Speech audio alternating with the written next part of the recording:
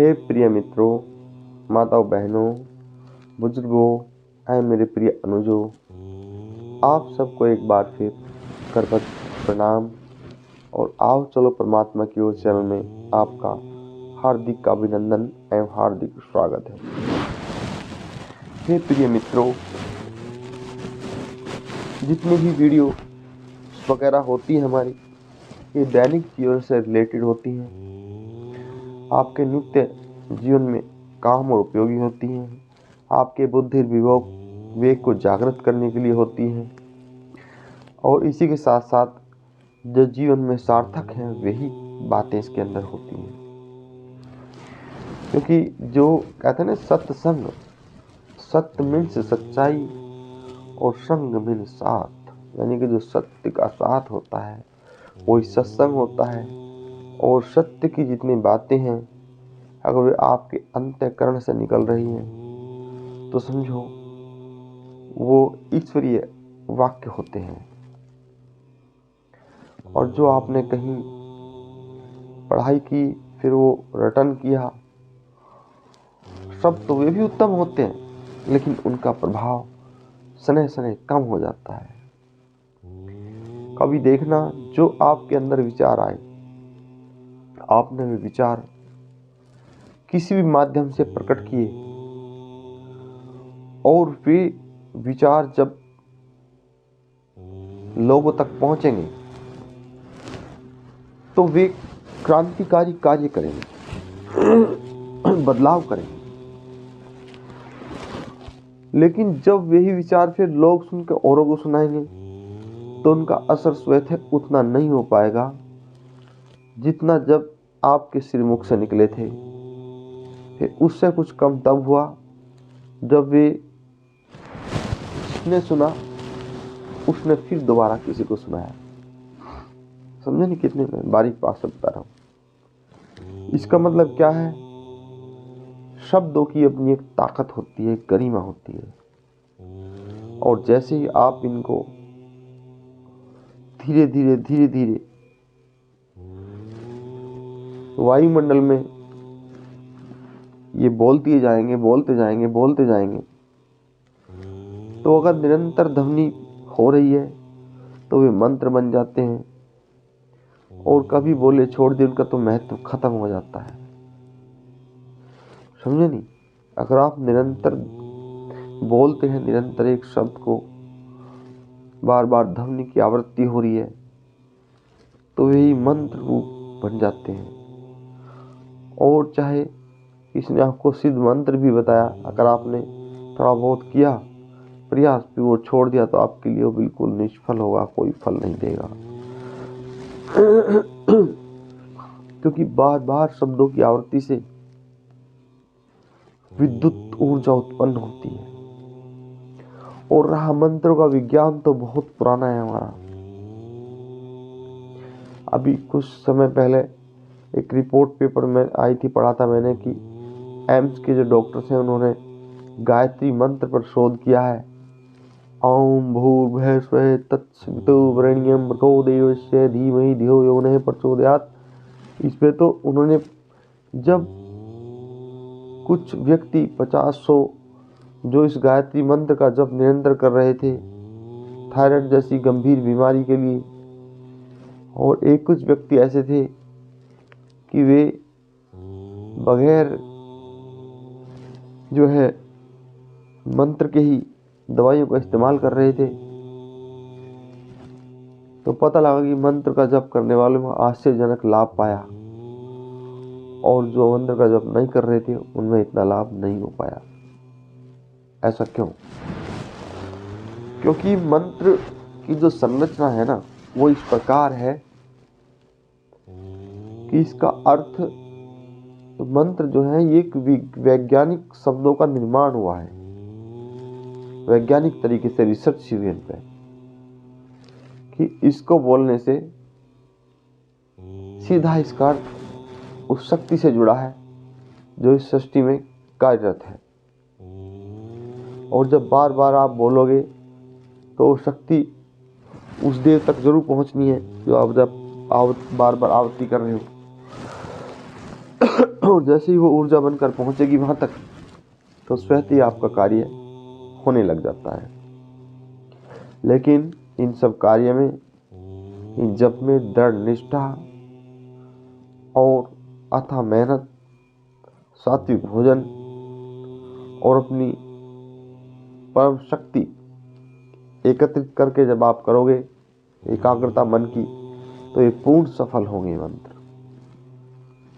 लेकिन अगर ये हल्के मन हल्के भाव से पता नहीं क्या होगा कैसे होगा नहीं होगा, है ना, तो इन शब्दों का जब आप प्रयोग शुरू में ही कर दोगे तो इनकी सफलता की दर उतनी कम होती चली जाएगी। तो हे मेरे प्रिय मित्रों, हे माताओं बहनों, सदैव जो भी आप जैसे भी भजन पूजन पाठ क्रियाक्रम जो भी आप करते हैं, नित्य कर्म करते हैं, अपने विवेक को जगाइए और कोशिश करें इसको जितना भी हो सके विधि विधान से करें, तो निश्चित ही वो उत्तम फलदायी होगा, इसमें कोई संदेह नहीं है। लेकिन जब जब हम विधि विधान के साथ कार्य नहीं करते हैं, तब वे उतने फलदायी नहीं होते। विधि विधान में भी सबसे पहले आपका पूर्ण दृढ़ विश्वास होता है, उसके बाद सब विधान चलते हैं। फिर आप देखना, कभी भी देखना, जो सुबह स्नान करने के बाद आपके मन को तरोताजगी और स्ट्रेस कम होती है, प्रफुल्लता बढ़ती है और कार्य क्षमता बढ़ती है, वह बगैर स्नान नहीं बढ़ती। क्योंकि जल जो है जहाँ जहाँ शरीर में पड़ता है तो वो ऊर्जा उत्पन्न करता है, हमारे शरीर की नेगेटिविटी को बाहर निकालता है और ऊर्जा उत्पन्न करता है शरीर के अंदर, और उस ऊर्जा से एक नया जोश भर जाता है, एक नई फ्रेशनेस ताजगी भरती है। और उस ताजगी भरे माहौल में फिर आप उन मंत्रों का उच्चारण करेंगे एकाग्रता पूर्वक ध्यान पूर्वक, तो वे कई गुना फलदायी हो जाते हैं। और जब आप बगैर इन सब क्रिया के उसे करते हो तो उसका फल इतना अच्छा नहीं आएगा और सदैव कष्टकारी ही रहेगा। तो हे प्रिय मित्रों, कोशिश करो नित्य ब्रह्म वेला में उठो और अपने जो आपके मंत्र हैं उनका जप करो, यही उत्तम है सफलता के लिए। फिर देखना मंत्र शक्ति ही सफल होनी शुरू हो जाएगी। आप देखो, हमने आपका सांकेतिक नाम किसी का राम, किसी का श्याम, किसी का हरि या अलग अलग रखा। हम बार बार एक शब्द की आवृत्ति करेंगे, हरि हरि हरि हरि या राम राम राम, तो धीरे धीरे उसको पता लग ही जाएगा। पहली बात तो स्वतः ही जब आप बिल्कुल एक मन से उसको बुलाएंगे तो पहली बार ही सुन लेगा, लेकिन 2 4 10 बार बुलाओगे तो अनजान भी सुन लेगा कि हाँ ये मुझे पुकार रहे हैं, क्योंकि आपने नाम रख दिया उसका। और जब बार बार शब्दों की आवृत्ति आप कराएंगे तो वे शब्द फिर मंत्र का कार्य करना शुरू कर देते हैं। तो आप देखो, फौरन बोलोगे, फौरन कार्य करोगे और बहुत ही उचित तरीके से आप कार्य करोगे। ये क्या हुआ? ये वही हुआ कि शब्दों की बार बार आवृत्ति ही मंत्रों का कार्य करती है। लेकिन कुछ ऐसे हैं जो सच वैज्ञानिक तरह से की है तो उनका प्रभाव भी अटूट होता है। फिर अनादि काल से वायुमंडल में गुंजायमान है, विश्व में एक सिद्ध है।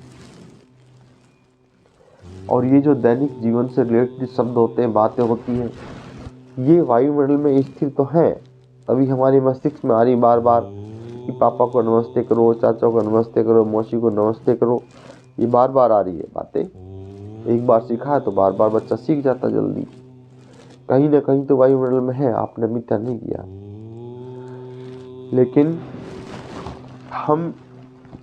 सबसे बड़ी प्रॉब्लम होती है कि इन पे निरंतरता का अभाव, विश्वास का अभाव और कोई भी कार्य लगन तल्लीनता से करने का अभाव, ये सब चीज़ें हमें परेशान करती हैं। अगर आप इन सब से निजात पाके पूर्ण एक निष्ठा श्रद्धा के साथ आप जप करो तो निश्चित ही आपको सफलता भी मिलेगी, कामयाबी मिलेगी और आप उत्तम फल प्राप्त करोगे।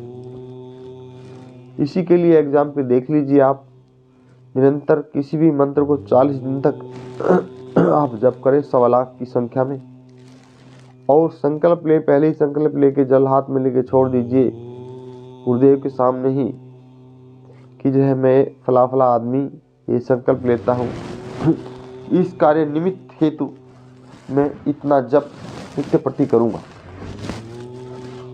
40 दिन का जो 1.25 लाख का मामला है, करने वाला ईश्वर है, लेकिन हाँ जो आपके वजूद के दायरे में है, जैसे आप कर्म के दायरे में हैं तो उसका आपको आप कर ही लोगे और फलित भी होगा। लेकिन जहाँ जैसी शंका घुसती है उसका निवारण फिर शंका के तरीके से ही होता है, वो उसको अच्छा नहीं लग पाता। तो प्रिय मित्रों, माताओं, बहनों, बुजुर्गों, इसलिए अब मैं अपनी वाणी को विराम देता हूँ। काफ़ी समय हो गया है और इस मंत्र ज्ञान पे बोलते हुए, लेकिन ये ज्ञान इतना अटूट है कि जल्दी से समाप्त होने वाला नहीं है। फिर किसी श्रृंखला कड़ी में आपके सामने और पेश किया जाएगा। तब तक के लिए करबद्ध प्रणाम है आप सबको, कोटि कोटि।